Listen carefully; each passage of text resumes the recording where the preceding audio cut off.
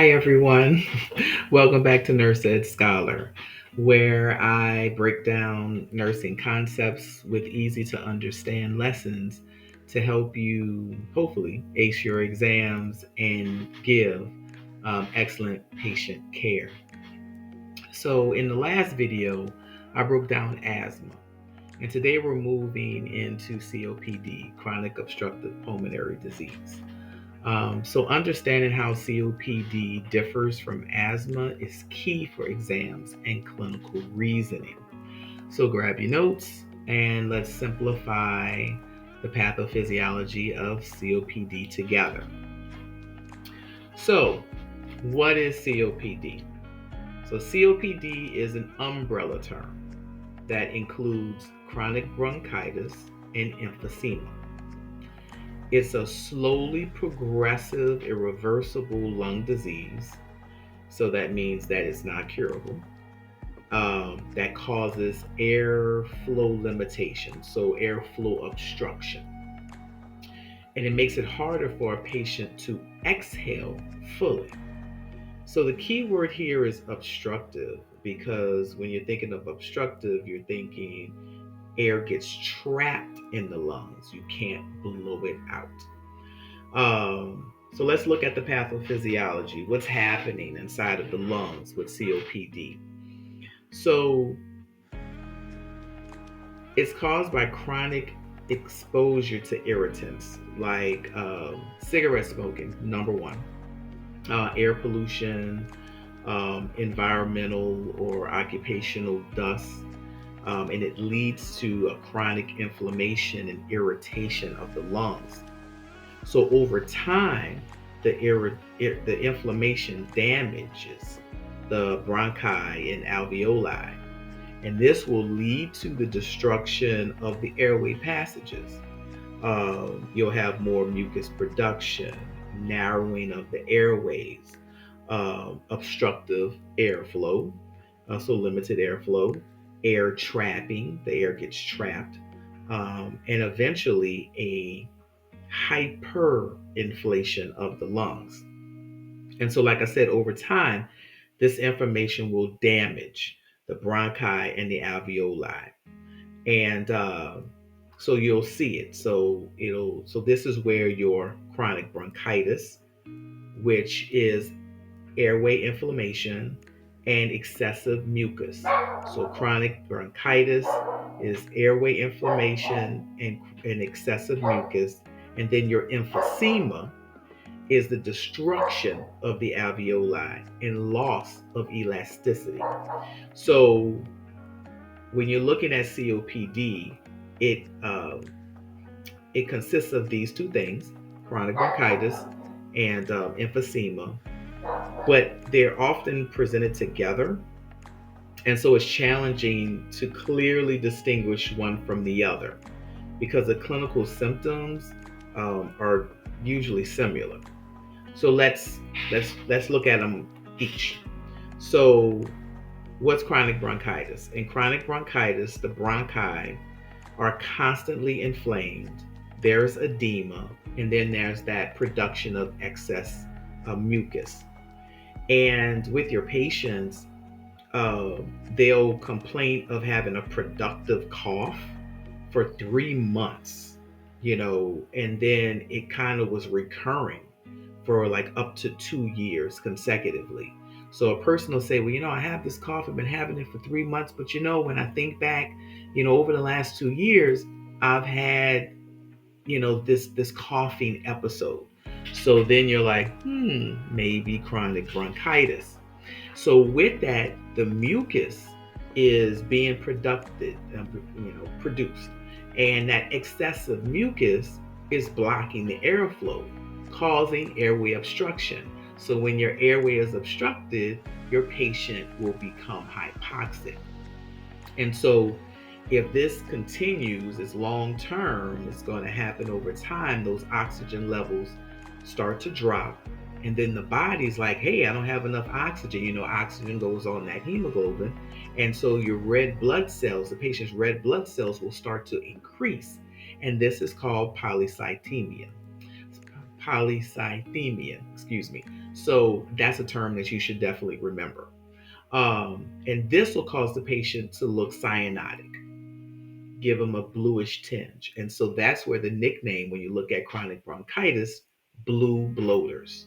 So remember this: when you're thinking of chronic bronchitis, you're thinking of increased mucus production and cyanosis. So the increased mucus production causes air blocking of that airflow, causing hypoxia, causing cyanosis. Okay, so that's chronic bronchitis.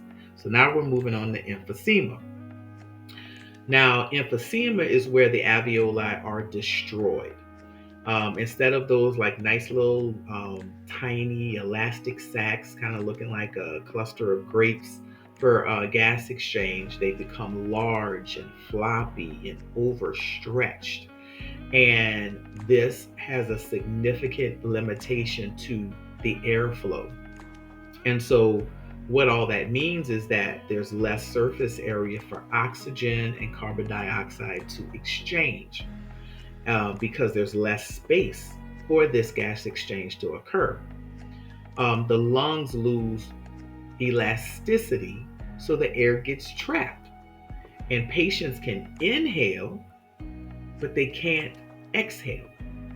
And so to compensate, patients breathe through pursed lips to keep those airways open as long as possible to allow that gas exchange to occur.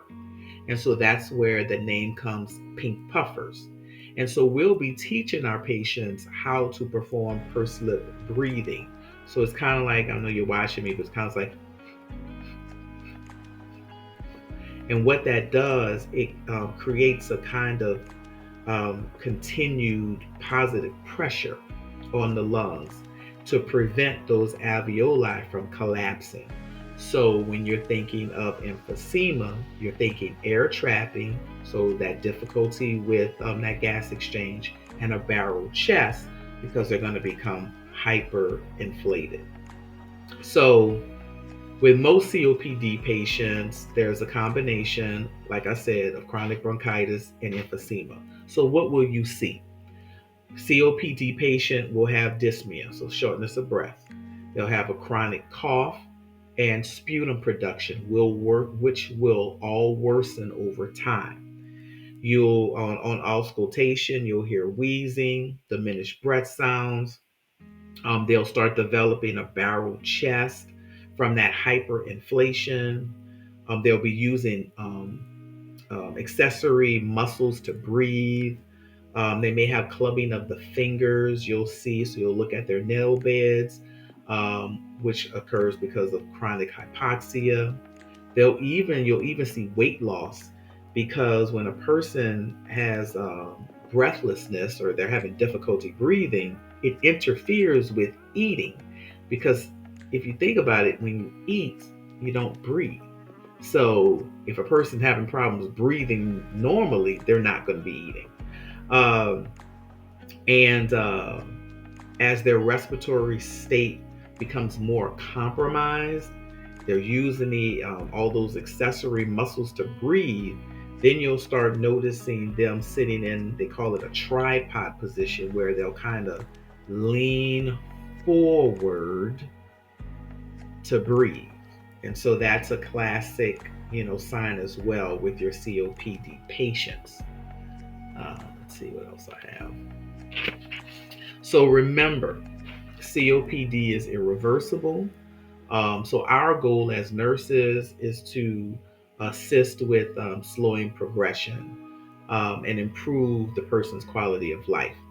Now, in the hospital or in the clinic, you may see the provider ordering tests like chest x-rays, ABGs, or arterial blood gases, pulse oxes, so monitor the oxygen saturation, CBCs, PFTs, which are pulmonary function tests, spirometry.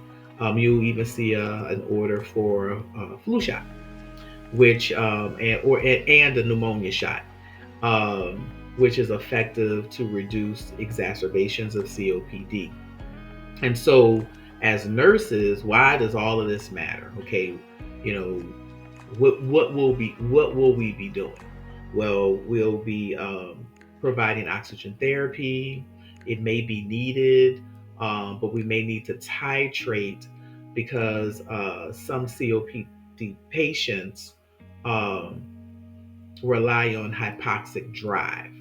So I'll kind of go through that in another video.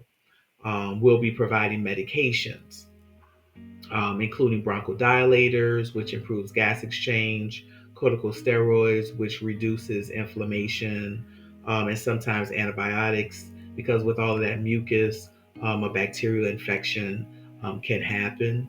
And then education is huge. We're going to be educating definitely on smoking cessation, pulmonary rehab, breathing techniques like pursed lip breathing, and then how to use your inhalers properly. So remember, COPD is not curable. However, it's treatable and it's managed with pharmacologic therapy and lifestyle changes. And basically, that's it. That's your simplified but detailed look at the pathophysiology of COPD. Remember, chronic bronchitis is all about mucus and inflammation. Emphysema is about alveolar destruction and air trapping, and together they make up COPD. One last thing, COPD patients are especially vulnerable to pneumonia, and pneumonia has a completely different pathophysiology that I'll discuss in the next video. So click over to that one. And if this has helped, please like, subscribe, so you don't miss the next lesson. And please share this with your classmates. I mean, it really supports the channel, and it helps me, continue making content for nursing students like you. So thanks for watching from NurseEdScholar.